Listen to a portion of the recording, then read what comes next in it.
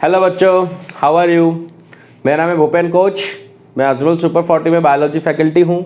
तो हम लोगों ने जो अपना चैप्टर स्टार्ट किया था रिप्रोडक्टिव हेल्थ, तो उसके आज हम दूसरे लेक्चर या फिर दूसरा लेक्चर मतलब कि जो नेक्स्ट लेक्चर को हम लोग यहाँ पर डिस्कस करते हैं, ठीक है ना। तो लास्ट लेक्चर में हमने क्या पढ़ा था, एसटीडीज के बारे में पढ़ा था, that is a sexually transmitted diseases. Okay, तो आज के जो भी लेक्चर है हमारा, आज के लेक्चर में हम लोग कुछ टेक्निक्स के बारे में बात करने वाले हैं बच्चों, ठीक है ना।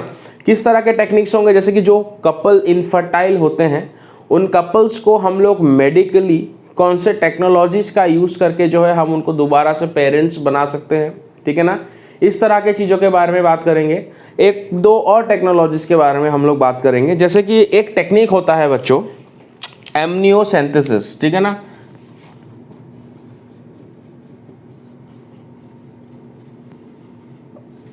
तो ये एमनियोसिंथेसिस क्या होता है, इसको हम लोग पहले डिस्कस कर लेते हैं, ठीक है।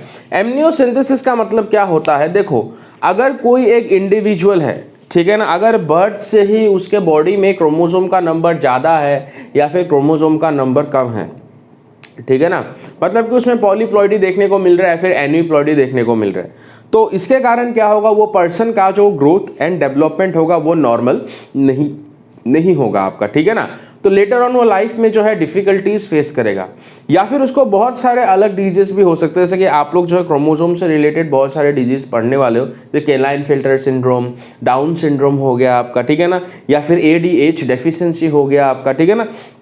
तो ये सब क्या होता है आपका, ये सब जो है क्रोमोसोम का आइदर डिलीशन या फिर एडिशन के कारण होता है, ठीक है ना। और अगर किसी के फैमिली में ऐसा कोई हिस्ट्री रहा हो कि किसी पर्सन का जो है क्रोमोसोमल एनोमलीज है, तो ऑब्वियसली उसके जो है ऑफस्प्रिंग्स में या फिर उसके खानदान में आने वाले लोगों में वो हो सकता है आपका, ठीक है ना। तो ऐसा पता कैसे लगाया जाए कि वो जो डेवलपिंग जो एम्ब्रायो है या फिर जो डेवलपिंग फीटस है वो आपका जो है नॉर्मल है कि नहीं, तो उसके लिए एक टेक्निक है बच्चों एमनियोसिंथेसिस, ठीक है ना। तो एमनियोसिंथेसिस क्या होता है बच्चों, जैसे कि ये यूट्रस है, if this is the uterus, ये सर्विक्स वाला रीजन हम लोग ड्रॉ करते हैं, ठीक है ना। फेलोपियन ट्यूब्यूल को अभी उतना ज़्यादा हम लोग डिटेल में ड्रॉ नहीं करेंगे। ये यूटेराइन एंडोमेट्रियम हो गया लाइक दिस। तो यहाँ पर जो डेवलपिंग फीटस होगा, डेवलपिंग फीटस ऑब्वियसली जो है बाहर की तरफ आपको क्या देखने को मिलेगा, कोरियन देखने को मिलेगा, जहाँ पर आपको प्लेसेंटा का फॉर्मेशन यहाँ पर नजर आएगा, ओके लाइक दिस। तो जो एम्ब्रायो डेवलप करेगा, जो एम्ब्रायो आपका डेवलप करता है, ऑब्वियसली वो किसके अंदर डेवलप करेगा, this embryo will be developing inside the amniotic cavity. ये एमनियोटिक कैविटी के अंदर आपका क्या करने वाला है, डेवलप करेगा, या फिर एमनियोटिक सैक के अंदर, ठीक है। तो ये अपना क्या है, this is the amniotic sac, ये है एमनियोटिक सैक, जिसके बारे में मैं आपको ह्यूमन रिप्रोडक्शन में पढ़ा चुका हूँ। और इसमें एक फ्लूइड भरा होता है जिसको कहते हैं एमनियोटिक फ्लूइड। ये जो एमनियोटिक फ्लूइड होता है, ये एमनियोटिक फ्लूइड क्या करता है, इस फीटस को जो है मैकेनिकल शॉक से आपका प्रोटेक्ट करके रखता है, ठीक है ना। तो डॉक्टर क्या करते हैं, आपका एक इंजेक्शन के थ्रू, एक नीडल के हेल्प से दिस इज द नीडल, एकदम बहुत पतला नीडल होता है बच्चों, जो इस एमनियोटिक सैक के मेम्ब्रेन को जो है आपका डैमेज नहीं करता है, ठीक है ना। एक पतला सा जो है नीडल, एक पतले से नीडल के हेल्प से आपका क्या किया जाता है, एकदम स्मॉल अमाउंट, ओके, एकदम स्मॉल अमाउंट ऑफ जो है आपका क्या किया जाता है, इस एमनियोटिक फ्लूइड को जो है आपका बाहर निकाल लिया जाता है, ठीक है ना, small amount without damaging, okay, without damaging the amniotic cavity, ठीक है ना। एमनियोटिक कैविटी को आपका डैमेज नहीं किया जाता है, थोड़ा बहुत जो है फ्लूइड को आपका बाहर निकाल लिया जाता है यहाँ से, ठीक है ना। कौन से फ्लूइड को बाहर निकाल लिया जाता है, एमनियोटिक फ्लूइड को बाहर निकाल लिया जाता है। अब जब एमनियोटिक फ्लूइड को बाहर निकाल लिया जाता है, तो बच्चों ध्यान रखिए, जब ये एम्ब्रायो डेवलप करता है, जब इसका स्किन वगैरह का फॉर्मेशन हो जाता है आपका, तो कुछ सेल्स होते हैं जो यहाँ से इसके स्किन वगैरह से डिटैच होकर कुछ सेल्स जो है इस एमनियोटिक फ्लूइड में आ जाते हैं आपके। तो these are the cells of the foetus, ये फीटस के सेल्स है जो उसके स्किन से डिटैच होके थोड़ा बहुत डेवलपमेंट के प्रोसेस में इस एमनियोटिक फ्लूइड में आ गए, समझ पा रहे हो। तो क्या किया, एमनियोटिक फ्लूइड को बाहर निकाला गया। तो एमनियोटिक फ्लूइड को बाहर निकाल के मान लो कहाँ पे लाया गया, एक टेस्ट ट्यूब में लाया गया। ये एमनियोटिक फ्लूइड है सारा का सारा, एक टेस्ट ट्यूब में हमने कलेक्ट किया, ठीक है ना। नॉट मोर देन 10 ml, उससे ज़्यादा आपका कलेक्ट नहीं किया जाता है, ओके। अब इसको हम लोग क्या करते हैं, इसमें बहुत सारे सेल्स आपके क्या रहेंगे, सस्पेंडेड रहेंगे। The lots of cells will be suspended here, not lots of, उतना ज़्यादा नहीं, फ्यू सेल्स हमको मिलेंगे यहाँ पर, ठीक है ना, इसके स्किन के सेल्स या फिर इसके एपिडर्मिस के सेल्स कुछ मिल जाएंगे हमको यहाँ पर, ठीक है ना। अब सेल्स में क्या होता है, न्यूक्लियस होता है ना, उसमें हमको क्रोमोसोम देखने को मिल जाएगा, है कि नहीं, तो क्रोमोसोम देखने को मिल जाएगा न्यूक्लियस पर, हम क्रोमोसोम का नंबर वहां पर डिटरमाइन कर लेंगे। तो सबसे पहले जो है सेंट्रीफ्यूज किया जाता है, मशीन होता है जहां पे इस टेस्ट ट्यूब को क्या किया जाता है, जोर जोर से घुमाया जाता है आपका। जब इस टेस्ट ट्यूब को जोर जोर से घुमाया जाएगा आपका, तो ऑब्वियसली जो सेंट्रीफ्यूगल फोर्स के कारण क्या होगा, जो आपके हैवी पार्टिकल्स होंगे, जो सेल्स होंगे, वो नीचे की तरफ आपके आ जाएंगे। अब इन सेल्स को क्या किया जाएगा, इन सेल्स का ट्रीटमेंट किया जाएगा, इनके मेम्ब्रेन को डाइजेस्ट कर दिया जाएगा, प्लाज्मा मेम्ब्रेन को डाइजेस्ट कर दिया जाएगा, कुछ प्रोटियोलाइटिक एंजाइम डाला जाएगा वहाँ पर, ठीक है, इनके न्यूक्लियस के मेम्ब्रेन को डाइजेस्ट कर दिया जाएगा, और बाकी सारे जो अनवांटेड चीज़ें हैं उनको डाइजेस्ट करा दिया जाएगा। अल्टीमेटली क्या मिल जाएंगे हमको, क्रोमोसोम्स, और क्रोमोसोम्स का क्या किया जाएगा यहाँ पर, कैरियोटाइपिंग।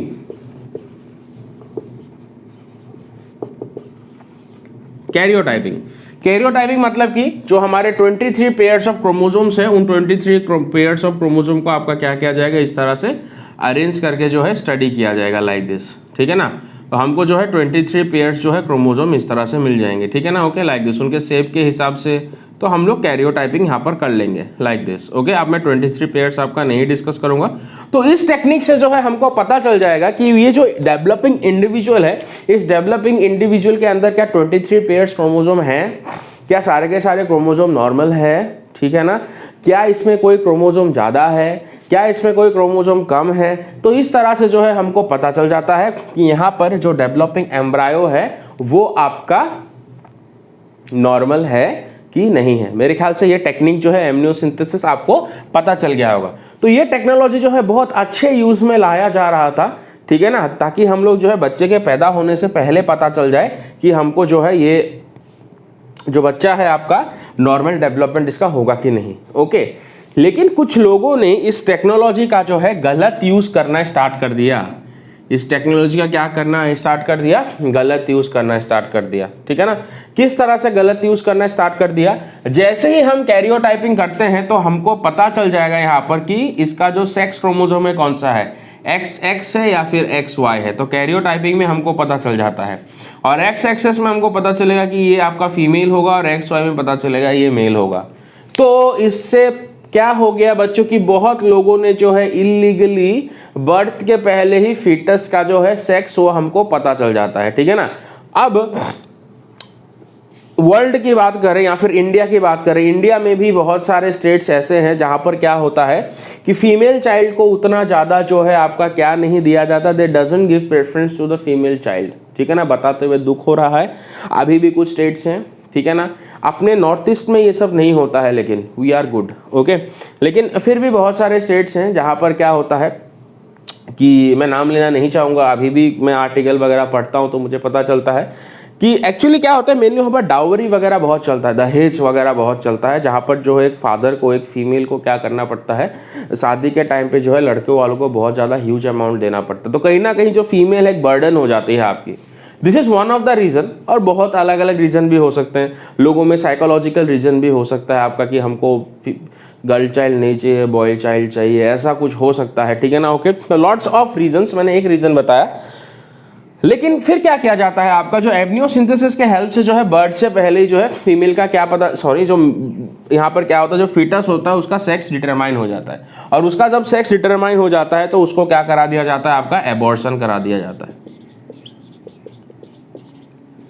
उसको एबॉर्शन करा दिया जाता है, ठीक है। इंटेंशनल टर्मिनेशन ऑफ प्रेगनेंसी, मतलब कि जानबूझ के प्रेगनेंसी को क्या कर देना, वहाँ पर टर्मिनेट कर देना, तो उसका एबॉर्शन करा दिया जाता है, just because developing foetus is your female, ठीक है ना। और 3 महीने तक, जैसे कि आप लोग सोनोग्राफी कराओ या फिर जो भी इंटरनल ऑर्गन्स का अगर आप लोग जो है कोई भी इमेजिंग कराओ, 3 महीने तक पता नहीं चलता है कि मेल है कि फीमेल है, क्योंकि 3 महीने तक एक्सटर्नल जेनेटिलिया डेवलप ही नहीं होते।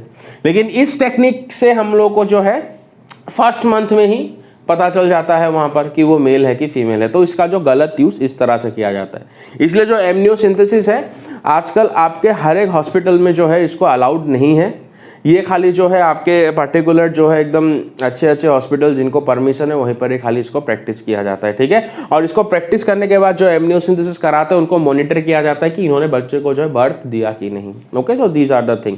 तो मेरे ख्याल से एमनियोसिंथेसिस आपको यहाँ पर पता चल गया होगा, इसका अच्छा यूज़ क्या है और इसका बुरा यूज़ क्या है, ठीक है ना। नेक्स्ट अगर हम लोग बात करें एक और टेक्निक के बारे में, that technique is known as your MTP, ठीक है ना। ये MTP क्या है बच्चों, ध्यान से सुन लीजिए एक बार। ओके, तो ये सारे जो क्वेश्चंस हैं नीट में पूछे गए हैं, तो MTP जो वर्ड मैंने बताया था karyotyping, that is the study of chromosomes, ठीक है ना। ओके, मतलब सिस्टमेटिक अरेंजमेंट होता है क्रोमोसोम का, फिर उसको स्टडी किया जाता है। Next is your MTP। MTP stands for medical termination of pregnancy. MTP का मतलब है मेडिकल टर्मिनेशन ऑफ प्रेगनेंसी, या फिर इसको वॉलेंट्री टर्मिनेशन ऑफ प्रेगनेंसी भी कहा जा सकता है, या फिर इसको इंटेंशनल टर्मिनेशन ऑफ प्रेगनेंसी भी कहा जाता है, ठीक है। ये जो वर्ड है टर्मिनेशन, इसका मतलब है रोक देना, खत्म कर देना, ठीक है ना। तो MTP जो था, MTP क्या होता है यहाँ पर, जो फीमेल के गर्भ में, ठीक है ना, जो यूट्रस में जो डेवलपिंग फीटस है उसको आर्टिफिशियली आपका क्या करा दिया जाता है, रिमूव करा दिया जाता है आपका, ठीक है ना। मतलब प्रेगनेंसी को खत्म कर दिया जाता है। ओके, इससे क्या होगा, अल्टीमेटली जो डेवलपिंग फीटस है उसको बॉडी के बाहर ऑब्वियसली मर जाएगा, वो सर्वाइव नहीं कर पाएगा, बिकॉज टोटली वो प्लेसेंटा के ऊपर डिपेंड है अभी ग्रोथ एंड डेवलपमेंट के लिए, ठीक है ना। तो MTP क्यों किया जाता था, पहले MTP किया जाता था, कुछ विक्टिम्स होते थे जो सेक्सुअल क्राइम्स के विक्टिम्स होते थे आपके, ठीक है ना, दे गॉट प्रेग्नेंट, तो उनको MTP कराना बहुत ज़्यादा ज़रूरी था, ऑब्वियस सा रीज़न है, ठीक है ना। या फिर कभी जो है मदर का हेल्थ बहुत ज़्यादा ख़राब हो जाता था, अब वो किसी भी कंडीशन में जो है फीटस को सपोर्ट नहीं कर सकती अपने बॉडी में, नहीं तो उसके लाइफ के लिए खतरा हो जाएगा, उस कंडीशन में MTP कराया जाता था। ओके, पहले इंडिया में MTP आपका क्या था, लीगल था, लेकिन लेटर ऑन जो है इंडिया में क्या हो गया, क्योंकि लोग इसका गलत यूज करने लगे, और जो गलत यूज करने लगे उसके लिए टर्म था फीमेल फोर्टिसाइड।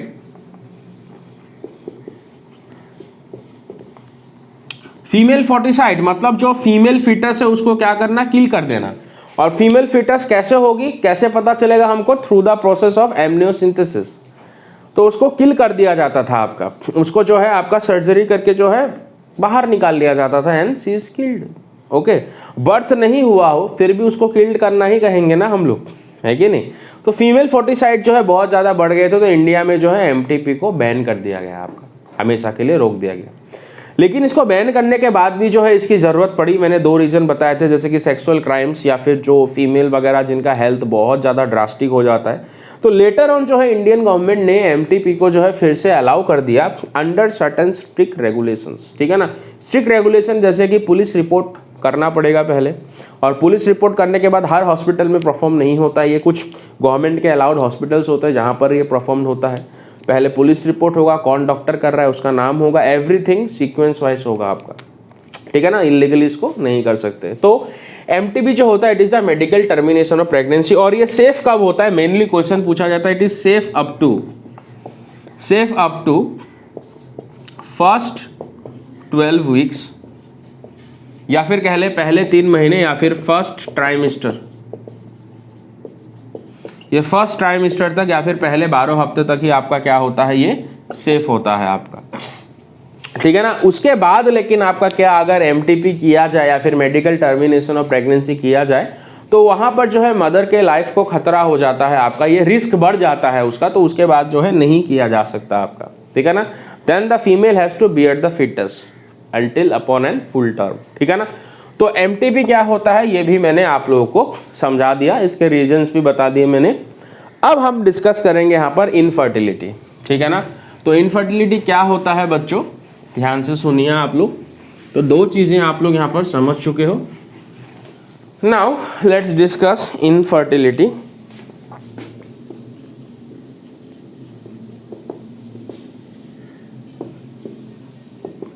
इनफर्टिलिटी क्या होता है मैंने आप लोगों को बताया। इनफर्टिलिटी का मतलब होता है जब एक कपल अनप्रोटेक्टेड इंटरकोर्स परफॉर्म करता है। अनप्रोटेक्टेड इंटरकोर्स मतलब ना तो कोई केमिकल मेथड उन्होंने यूज़ किया है, ना तो कोई बैरियर मेथड यूज़ किया है, नथिंग, ठीक है ना। जो इंसेमिनेशन हो रहा है वो फीमेल के रिप्रोडक्टिव ट्रैक में हो रहा है, उसके बावजूद भी they are unable to produce offspring, मतलब उसके बाद भी जो है फीमेल आपकी प्रेग्नेंट नहीं हो रही है।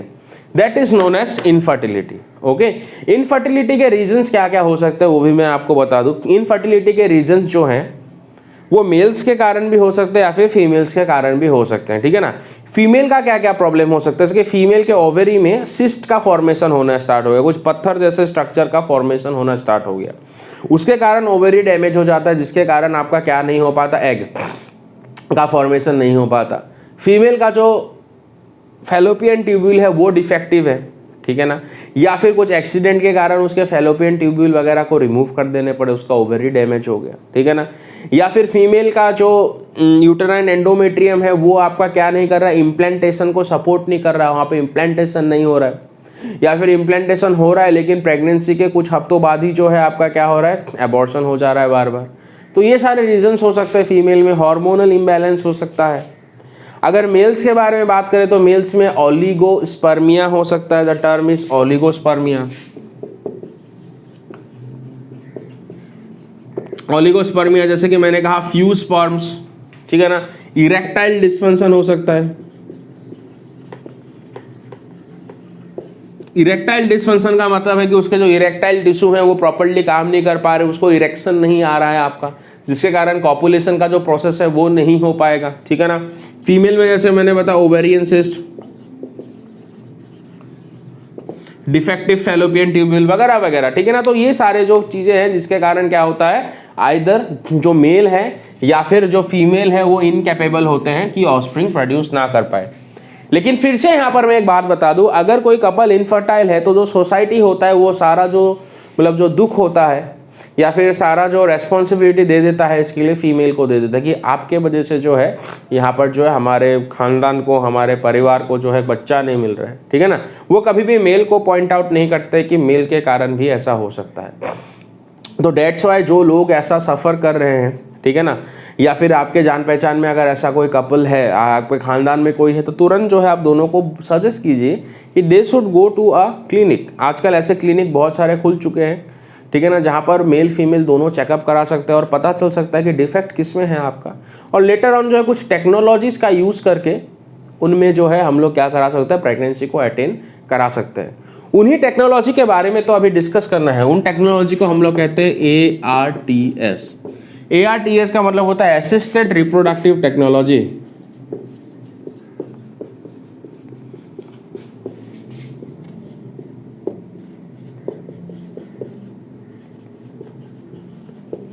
So ART stands for the assisted reproductive technologies। तो असिस्टेड रिप्रोडक्टिव टेक्नोलॉजीज में बच्चों क्या क्या होता है अभी हम लोग डिस्कस करेंगे, ठीक है ना। तो ये कौन से टेक्नोलॉजीज हैं, इनका यूज करके जो कपल्स है जिनमें बच्चा नहीं हो रहा है वो कैसे जो है आप लोग को एक जो है पेरेंट्स बन सकते हैं, ठीक है ना। तो सबसे पहला जो आप लोगों ने तो सुना होगा test tube baby.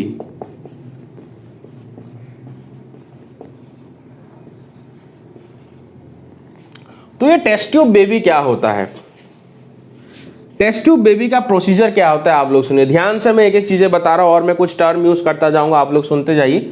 Test tube baby का जो प्रोसीजर होता है, सबसे पहले तो आपका क्या किया जाता है, सबसे पहले जैसे कि एग मतलब secondary oocyte and sperm from the donor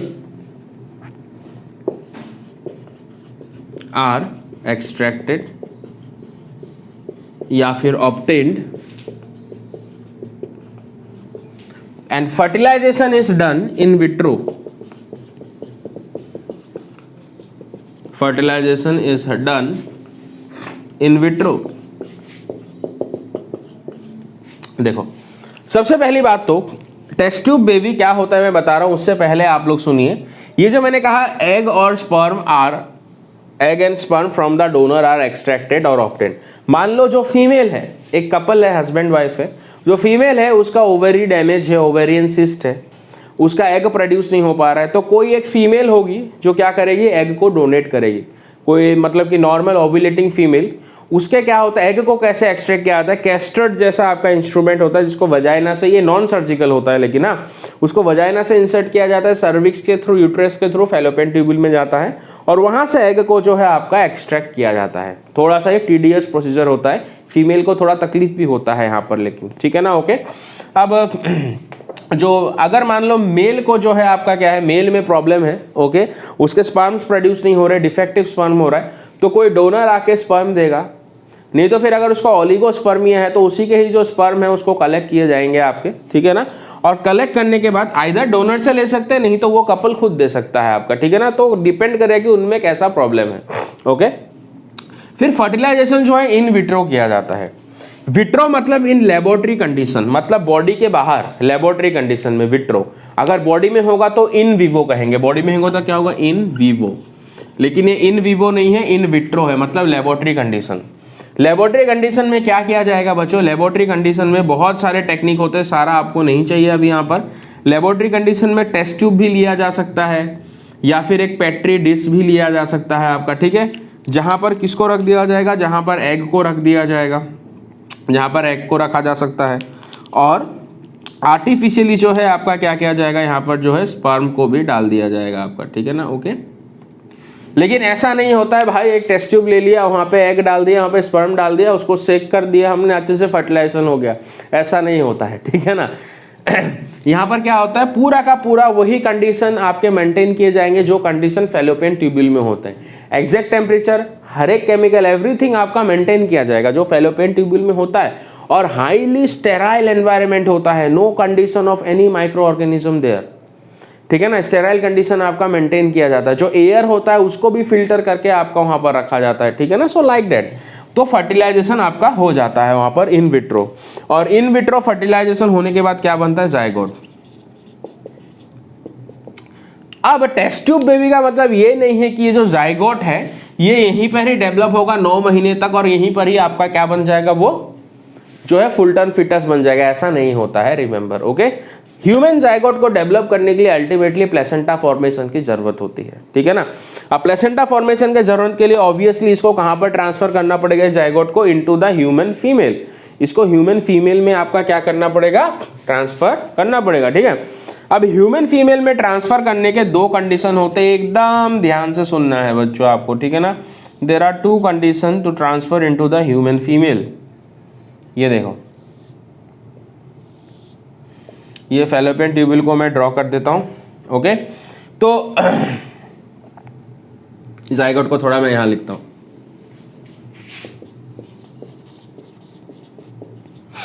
ठीक है। अब पूरा नहीं ड्रॉ करेंगे, यहां पर इनफंडिबुलर पार्ट में ड्रॉ नहीं कर रहा हूं, इनफंडिबुलर वाला पार्ट आप लोग समझ सकते हो। अब देखो, इस जाइगोट को जो है हम लोग 2 कंडीशन में यहां पर ट्रांसफर कर सकते हैं, ठीक है ना। एक होगा आपका ZIFT, 1 टेक्निक विल बी, और इसको ट्रांसफर करना है अभी, ट्रांसफर इनटू ह्यूमन फीमेल या फिर transfer into mother. Okay, mother's womb या मदर्स बॉडी। मदर्स बॉडी में हम इसको 2 जगह पर ट्रांसफर कर सकते हैं। एक टेक्निक होगा जिफ्ट, ओके, और एक टेक्निक होगा आपका IUT, जिफ्ट एंड IUT, समझ जाइए आप लोग, मैं बता रहा हूं।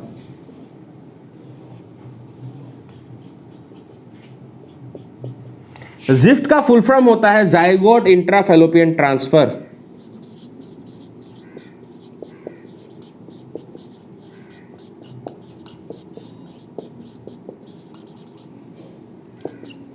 Zygote intrafallopian transfer. और IUT का मतलब होता है इंट्रा यूटराइन ट्रांसफर।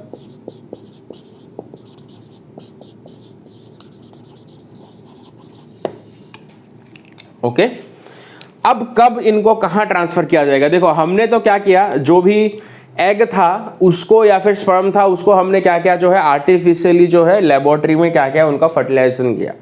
अब फर्टिलाइजेशन करने के बाद क्या बनेगा, जाइगोट बनेगा। अब ये जाइगोट ऑब्वियसली 24 घंटे बाद ये डिवाइड करना स्टार्ट कर देगा, है कि नहीं। 24 घंटे बाद जब ये डिवाइड करेगा तो पहले बनेगा मोरूला, और मोरूला के बाद ये आपका क्या बनेगा, ब्लास्टोसिस्ट बनेगा। तो अगर हमको ये फैलोपियन ट्यूब्यूल में ट्रांसफर करना है तो टेक्निक को कहते हैं ZIFT। और फैलोपियन ट्यूब्यूल में हमको पता है मोरूला 3 दिन के बाद कहां पे आ जाता है, इनटू द यूट्रस। तो फैलोपियन ट्यूब्यूल में अगर हम उसको ट्रांसफर करना चाहते हैं एम्ब्रायो को, तो उसका जो सेल का स्टेज होगा वो 8 से ज्यादा नहीं होना पड़ेगा आपका, ठीक है ना। तो जाइगोट एट 8 सेल स्टेज हम फैलोपियन ट्यूब्यूल में कब ट्रांसफर करेंगे, जाइगोट एट 8 सेल स्टेज, इसको पूछा जाता है लेकिन, ठीक है ना। तो मोरूला जब 8 सेल स्टेज होगा तो हम उसको फैलोपियन ट्यूब्यूल में ट्रांसफर कर देंगे। वही दोबारा से टेक्निक होगा, थ्रू वजाइना उसको हम लोग फैलोपियन ट्यूब्यूल में ट्रांसफर कर देंगे, जहां से अल्टीमेटली फिर वो डिसेंड होकर कहां पे पहुंच जाएगा, इनटू द यूट्रस, और उसका इम्प्लांटेशन हो जाएगा।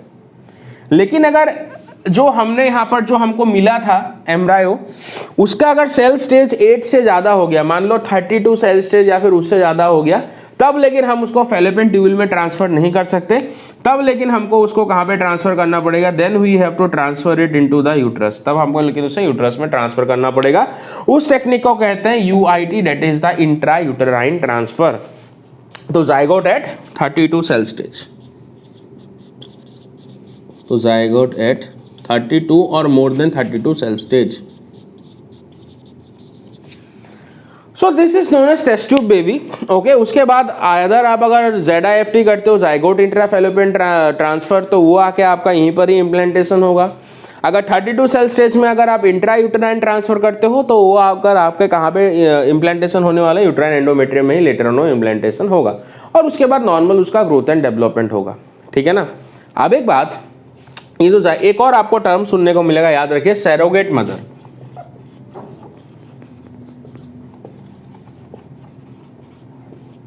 सैरोगेट मदर, ये सैरोगेट मदर क्या होती है, ठीक है ना। सैरोगेट मदर का मतलब होता है बच्चों, जो फीमेल है, जो रियल मदर है, रियल मदर के वूम्ब में जो है इसका डेवलपमेंट नहीं हो सकता। जो भी फीटस है रियल मदर के वूम्ब में उसका डेवलपमेंट नहीं हो सकता, क्योंकि उसका जो यूटेराइन एंडोमेट्रियम है या फिर जो उसका यूट्रस है वो इम्प्लांटेशन को सपोर्ट नहीं करता है आपका। करता भी है तो एबॉर्शन हो जाता है लेटर ऑन केमिकल इम्बैलेंसेस के कारण। तो उसके अंदर वॉलेंटरीली एक फीमेल आती है, वॉलेंटरीली एक फीमेल होती है, उनकी फ्रेंड भी हो सकती है, ठीक है ना, ओके। तो जो आपका एम्ब्रायो होता है जैसे ZIT या फिर IUT, उसके बॉडी में किया जाता है आपका, ठीक है ना। और लेटर ऑन फिर जो है उसका नॉर्मल वहाँ पर प्रेगनेंसी होगा, बर्थ होगा, then the child will be given back to the original parents, ठीक है ना। तो उसको हम लोग कहते हैं सैरोगेसी या फिर सैरोगेट मदर, ठीक है ना, जो अपने वूम्ब को क्या करती है, रेंट करती है, या फिर जो अपने वूम्ब को देती है for the couples which are facing the infertility. और ये भी आपका जो है टोटली वॉलेंटरीली होता है, it is an humanity act, humanity act होता है आपका, ठीक है ना। तो टोटली वॉलेंट्री, ओके। तो डिपेंड करता है कि वहां पर जो इनफर्टाइल कपल है उनका कंडीशन कैसा है। मेरे ख्याल से जो है टेस्ट ट्यूब बेबी के बारे में आपका जो है सारा कुछ यहाँ पर क्लियर हो चुका होगा, ठीक है ना। नेक्स्ट टेक्निक की बात मैं आपसे करता हूं।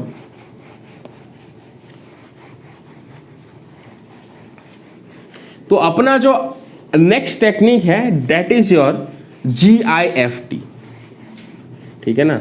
तो GIFT के बारे में हम लोग यहां पर डिस्कस करेंगे अब। Next technique is our GIFT. GIFT stands for gamete intrafallopian transfer. Gamete intrafallopian transfer. ये फीमेल्स में किया जाता है, जैसे कि फीमेल है, फीमेल का मान लीजिए ये उसका फैलोपियन ट्यूब्यूल है, this is the fallopian tubule, ठीक है ना। अब फीमेल में प्रॉब्लम क्या हो सकता है, ओवेरियन सिस्ट, ठीक है ना, ये एक प्रॉब्लम हो सकता है। अल्टीमेटली कुछ ऐसा प्रॉब्लम हो सकता है कि उसका जो एग है वो प्रोड्यूस नहीं कर पा रही है, means by any means the female is not able to produce egg,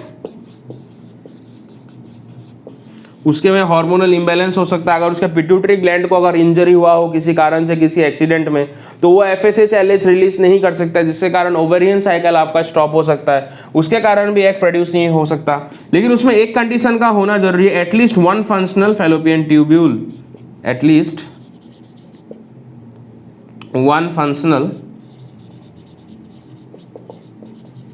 fallopian tubule, उसमें एक फंक्शनल फैलोपियन ट्यूब्यूल का होना बहुत ज़्यादा जरूरी है, ठीक है ना। अब यहाँ पर क्या होता है, गेमेट को ट्रांसफर किया जाता है। गेमेट मतलब कौन सा गेमेट को ट्रांसफर किया जाएगा, एग। एग मतलब कि सेकेंडरी oocyte की बात कर रहे हैं, ठीक है। और इस सेकेंडरी oocyte को जो है फीमेल के फैलोपियन ट्यूब्यूल में आपका क्या किया जाएगा, ट्रांसफर कर दिया जाएगा, ठीक है ना। That's it.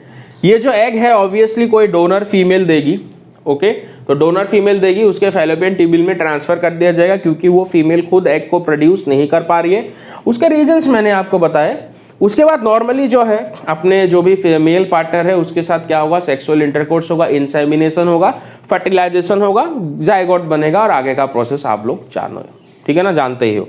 तो that is known as your GIFT, that is the gamete intrafallopian transfer, जहां पर एग को ट्रांसफर किया जाता है फीमेल के फैलोपियन ट्यूब्यूल में, क्योंकि that female is not able to produce the egg.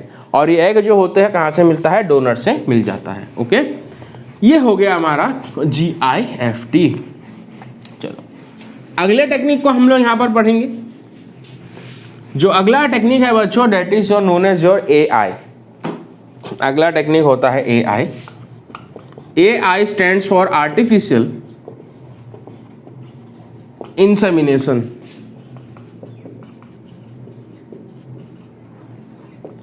तो इंसेमिनेशन का मतलब तो पता ही होगा, it is the deposition of the semen into the female reproductive tract. अब इसको अगर आर्टिफिशियली किया जाए तो कैसे आर्टिफिशियली किया जाएगा, दो कंडीशन के कारण किया जाता है ये। आइदर जो मेल होता है उसमें ओलिगोस्पर्मिया होता है, या फिर उसका होता है इरेक्टाइल डिसफंक्शन।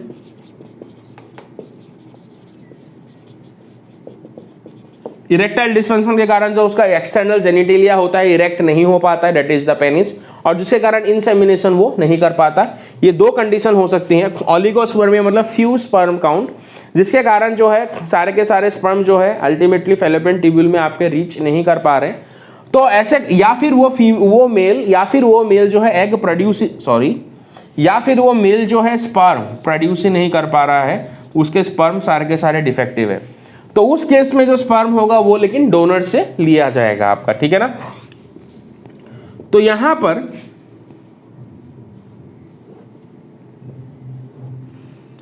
पर जो स्पर्म होता है उसको आर्टिफिशियली डिपॉजिट करा दिया जाता है directly into the uterus. Uterus में स्पर्म को जो है एक इंजेक्शन के हेल्प से डायरेक्टली जो है स्पर्म को यूट्रस में इंट्रोड्यूस करा दिया जाता है। या फिर ये आपका क्या था, सर्विक्स था, और सर्विक्स जिस साइड खुल रहा था उसको हम लोग क्या कहते हैं, इंटरनल ऑरिफेस। तो यहाँ पर भी डिपॉजिट करा दिया जाता है इस इंटरनल ऑरिफेस वाले पोजीशन पे, ठीक है ना, आर्टिफिशियली। और अल्टीमेटली जो है स्पर्म अब इनको ज़्यादा मतलब कि रेस्ट्रिक्शन नहीं मिलता है, जिसके कारण जो है अल्टीमेटली जो है साइट ऑफ फर्टिलाइजेशन तक आपका क्या कर सकते हैं, मूव ऑन कर लेते हैं, ठीक है ना। तो दिस टेक्निक जहाँ पर मेल के सीमेन को आर्टिफिशियली फीमेल के यूट्रस में डिपॉजिट कराया जाता है, that technique is known as your artificial insemination. और ये मेनली जो है मेल्स में प्रॉब्लम होता है, कौन से प्रॉब्लम मैंने बताए उसके कारण किया जाता है, ठीक है ना। नाउ ये टेक्निक भी समझ गए आप लोग। तो अगला टेक्निक अगर मैं आपको बताऊं, that is the ICSI, okay. Next technique is our ICSI। ICSI का मतलब होता है intra cytoplasmic sperm injection.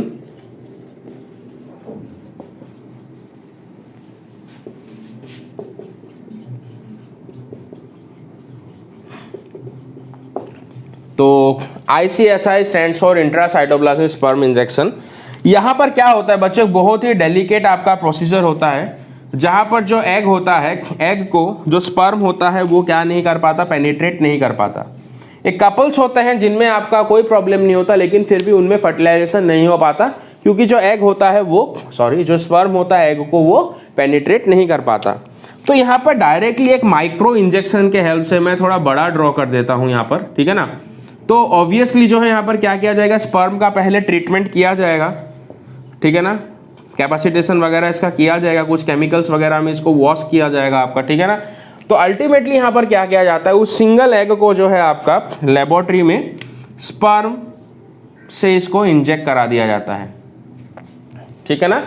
Okay, तो इसको जो है इसको कहते हैं इंट्रासाइटोप्लाज्मिक स्पर्म इंजेक्शन, मतलब एग के साइटोप्लाज्म में स्पर्म को डायरेक्टली इंजेक्ट कर देना। इसके कारण फर्टिलाइजेशन हो जाता है, और फर्टिलाइजेशन कहाँ पे हो गया, एक्सटर्नली हो गया फर्टिलाइजेशन। फिर उसको जो है आपका क्या कराया जा सकता है, ZIFT that is the zygote intrafallopian transfer, या फिर IUT that is the intra uterine transfer आपका कर दिया जाएगा, ठीक है ना। तो दैट इज नोन एज और इंट्रासाइटोप्लाज्मिक स्पर्म इंजेक्शन। तो बच्चों इसके साथ ही जो हमारा चैप्टर है रिप्रोडक्टिव हेल्थ, उसको हमने यहाँ पर खत्म किया। तो अगला चैप्टर जो है हम लोग इवोल्यूशन डिस्कस करेंगे, ठीक है ना। तो मेरे ख्याल से जो है आपको ये चैप्टर बहुत ज़्यादा अच्छा लगा होगा, बहुत ज़्यादा अवेयरनेस भी आपके अंदर आया होगा। तो अगर आपको ये लेक्चर अच्छा लगा सच्ची में, तो एक बार लाइक ज़रूर कर दीजिएगा, ठीक है ना, और दोस्तों के साथ शेयर कीजिएगा, और कमेंट में मेरे को ज़रूर बताएं कि चैप्टर कैसा लगा, ठीक है ना। तो फिर हम लोग यहाँ पर चैप्टर को एंड करते हैं, और हम लोग मिलते हैं अगले लेक्चर में एक नए चैप्टर के साथ। Thank you everybody.